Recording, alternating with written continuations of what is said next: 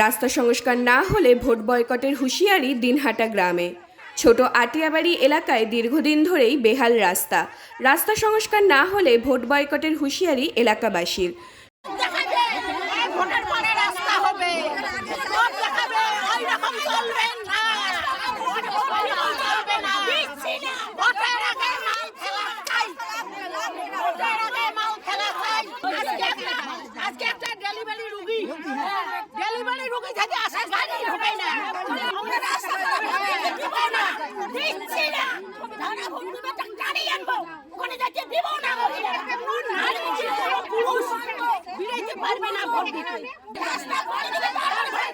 সোমবার সকাল থেকে এলাকায় বিক্ষোভ দেখিয়ে এলাকার বাসিন্দারা জানান, ভোটের আগে রাস্তা সংস্কার না হলে কেউ ভোট দেবে না।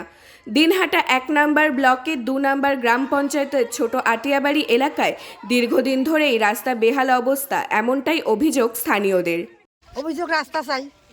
এই রাস্তা নাপি নিয়ে গেছে উদেন ঘর, একবার 7বার মাপি নিয়েছি, ফটো করে নিয়েছি, রাস্তা হবে, কিন্তু এখনও তো হইতেছে না। এখন আমি তো বুড়ে মানুষ, আমি যদি ডাক্তারখানা যাই তাইলে কালে রাস্তায় ৩-৪ বার উল্টি পড়ি। তাহলে এই রাস্তা পোয়াতি মানুষ, ডেলিভারি মানুষ নিয়ে যাওয়া যায় না, অ্যাম্বুলেন্স ফোন করলে আসে না। একটা রুগী, অসুস্থ রুগী, অসুস্থ রুগী কখন তখন ডাক্তার কল করবেন, ডাক্তার আসবে না। আমাদের অভিযোগ রাস্তা নিয়ে, রাস্তা দিয়ে চলাফেরা করা খুব অসম্ভব। আর কতদিন এভাবে চলে মানুষ?